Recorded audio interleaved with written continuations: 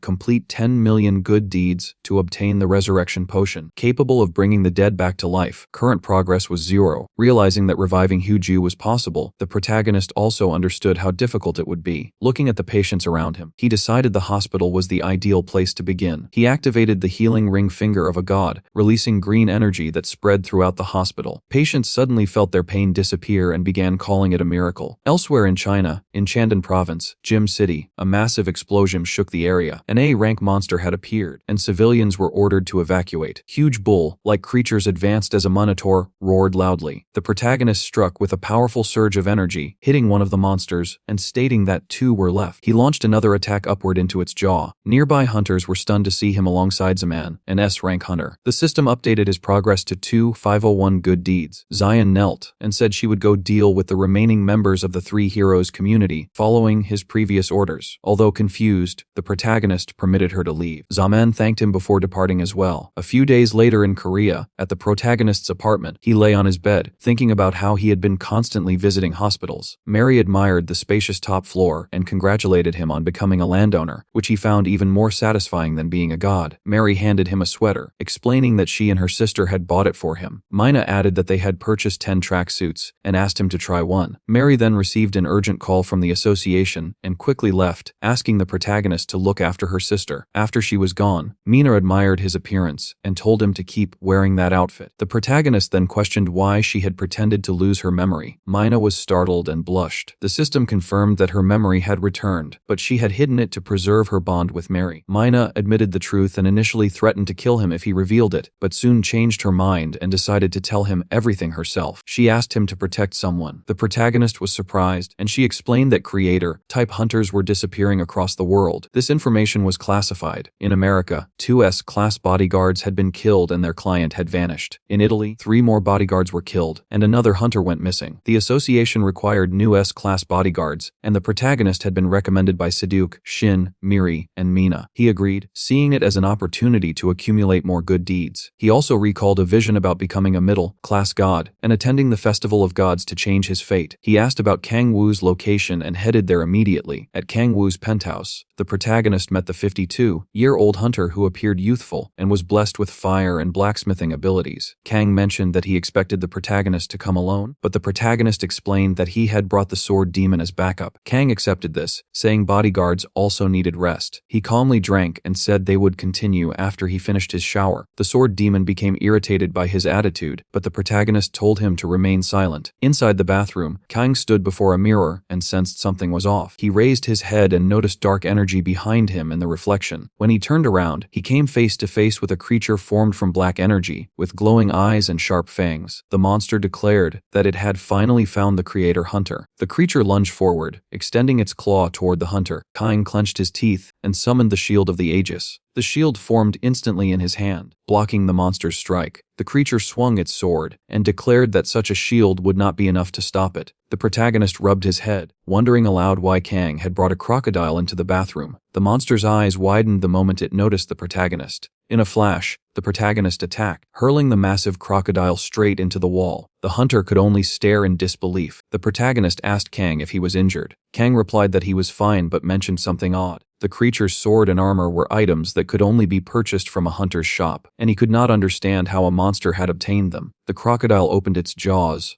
revealing rows of sharp teeth. and claimed that the hero had killed its mother. The protagonist recalled the baby Gustave and asked if this creature was Croxy's brother. The armored crocodile swore it would kill him and chew everything down to the bone. The protagonist scratched his nose mockingly and said he was terrified. The monster charged forward, carving a deep line into the floor as it attacked for revenge. The protagonist then asked if the boy could handle it alone. The sword demon stepped forward with a confident smile, asking for permission to take over and prove how much stronger he had become. The protagonist crossed his arms and agreed, watching with interest. The monster roared and launched its attack. The sword demon dodged with ease. The creature mocked him as nothing more than a rat, yet the boy moved smoothly from one corner to another. Kang and the protagonist remained behind the shield as Kang questioned whether this was truly fine. The boy admitted he might not be strong, but he could manage. The protagonist calmly observed, noting the sword demon's clear improvement. The crocodile suddenly hesitated, confused that none of its attacks were landing. In that instant, the sword demon slipped behind it. The creature adjusted its helmet and mocked him again. But the boy responded that without it, its head would have already been split open. The protagonist yawned and told him to finish quickly. Kang was stunned that the protagonist could remain so relaxed while someone was fighting an SS-class monster. The sword demon stated that only one moment remained. Realizing it could not win, the crocodile opened its mouth and pulled something out from its throat. The protagonist noticed a glowing green object. The creature revealed it was a magical bomb and declared they would all perish together. Kang warned that such an explosion could destroy the entire hotel and urged the protagonist to run. The monster insisted it was already too late and pressed the trigger. A blinding flash filled the area. The crocodile suddenly sensed something was wrong. Its head separated from its body and floated briefly before the body collapsed. The protagonist stood there, holding the bomb. Kang covered his face, saying the boy had defeated an SS-class monster in a single strike. The sword demon smiled, saying that such a result was only natural for the sword god. He knelt and praised the protagonist for becoming even more flawless. The protagonist casually remarked that he had merely crushed another lizard. The crocodile's body began to dissolve as the protagonist thought about the monster egg from the association. These creatures had been brought from Africa, and this one was only 1 out of 100. Realizing that many more remained, the protagonist understood the scale of the threat. Kang then asked who the protagonist truly was. As the protagonist walked toward him while holding the bomb, Kang grew tense. The protagonist replied that Kang should be the one answering instead. He revealed that Kang's regressor was actually an alien from the future. Shocked,